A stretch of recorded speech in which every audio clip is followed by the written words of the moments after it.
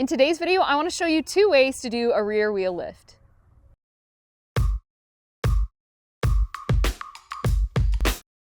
Hi, I'm Tess and welcome to Dusty Betty. Right now, I am not in Arizona. As you can see, I'm visiting family in Utah.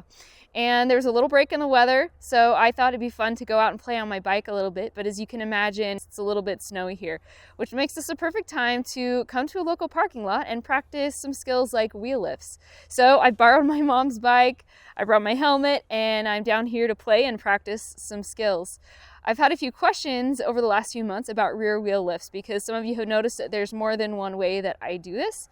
I love doing rear wheel lifts out on the trail. It's a really handy skill and opens up a lot of possibilities once you can do it. So I thought today would be a fun way to show you my 2 favorite techniques.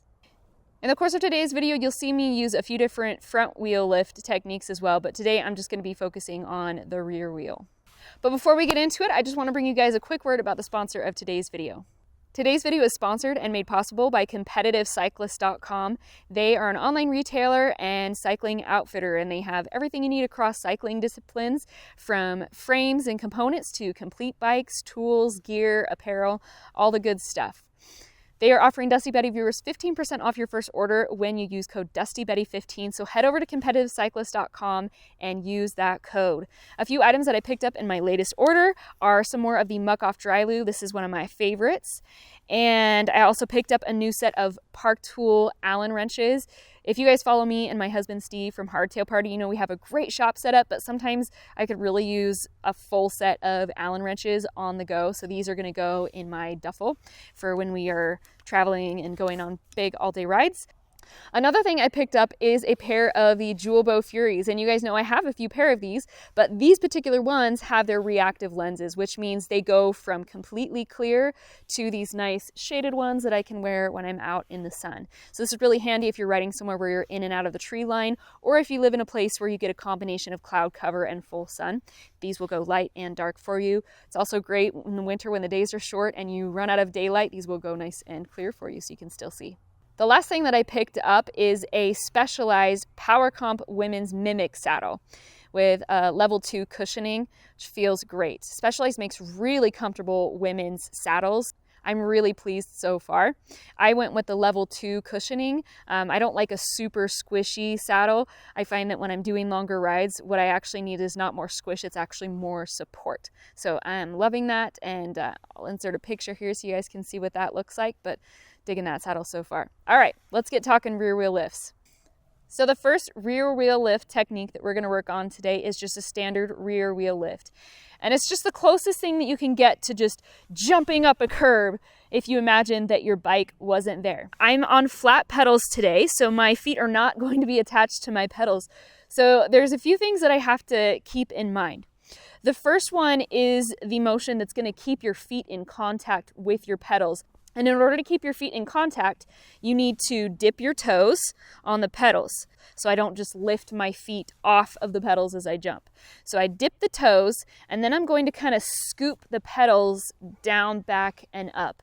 It's kind of the motion, a lot of people describe it as imagine that you're trying to wipe something disgusting off of your shoes on the grass. There's that down, back, and up kind of motion.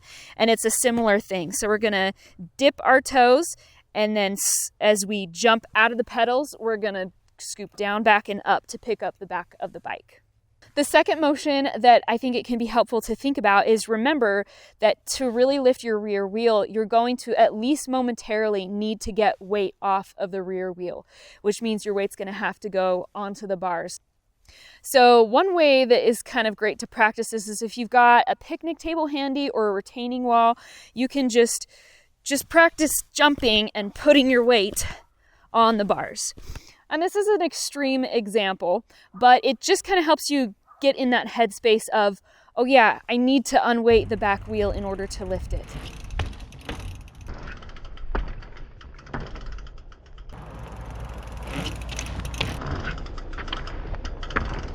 Another thing that can kind of be helpful to remember is a little bit of the difference between doing rear wheel lifts on a full suspension versus a hardtail like I'm on today. My mom has a hardtail, but most of the time I ride my full suspension bike. When you practice a rear wheel lift on the flat, it feels like very effective because you can kind of squish into the suspension and you get some spring and rebound out of the suspension that kind of helps you, and it makes you feel like you're doing really awesome. On a hardtail, when you practice a rear wheel lift on the flat, it feels less effective. It's hard to get hang time because you're just jumping and you don't have that suspension helping spring you up. However, on the trail, a hardtail is way more efficient when you're doing rear wheel lifts. So that is your standard rear wheel lift. These are awesome things to practice because not only are they really handy on ledgy stuff on trails, but they also teach you excellent coordination between where your front wheel is versus your rear wheel. The second rear wheel lift technique that I want to teach you is called a lunge. And instead of focusing so much on actually picking up that rear wheel, it just focuses on shifting your weight forward to lighten the back wheel up so that it can roll up an obstacle on its own. So let's say that you've just set your front wheel on a curb or a ledge. A lunge is a pretty simple move. All you're doing is shifting your body weight forward, and you're doing it quickly so that you can use that momentum to drive the bike forward. Now, in some cases, all you need to do is shift your body weight forward and bring your hips up to the bars, and that will give you enough momentum. Sometimes if you need even more range of motion, you can continue that by extending your arms and lunging the bike even a little bit further. So you bring your hips up, and then if you need more oomph, you can lunge that bike.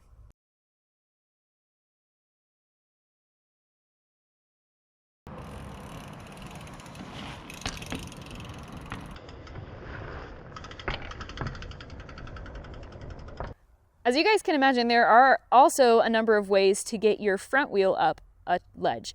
And I find that when I combine the lunge with the pedal wheelie for the front wheel, I start out seated to do that pedal wheelie, and all I have to do to do the shift move and get my back wheel up some ledges is just to stand at that point, and that generates enough momentum to help the wheel roll up some small to medium-sized ledges.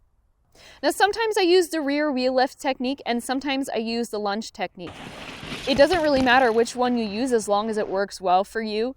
I know that Rob Drew, who lives in Phoenix, he climbs some of the craziest stuff that a person can climb on a bike, and he almost always uses the lunge technique, and that's what he teaches people. So it's highly effective. For me personally, a lot of the times with 12-inch and bigger ledges, if it's a very square ledge, I'm more likely to use a wheel lift just to avoid slamming into the face of the ledge.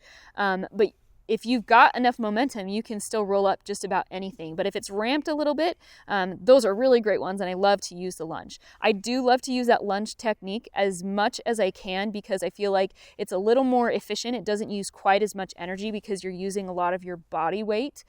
And not having to do a bunch of springing up out of the legs.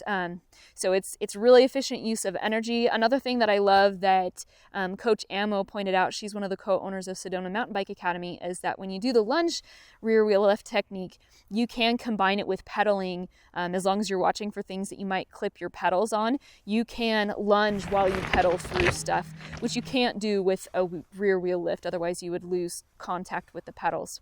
Thank you so much for watching, you guys. Today's video was kind of quick and dirty, but I've been wanting to take a moment to just share some of my thoughts about these rear wheel lift techniques since I've been getting some questions. I hope that even if it's snowy where you live, maybe you get some sunny days, you can get out to a local parking lot, use some of those curbs, and practice your wheel lifts over the winter. Let me know in the comments below if there are any techniques that you guys are interested in hearing my thoughts on. Thank you so much for watching. Get dusty.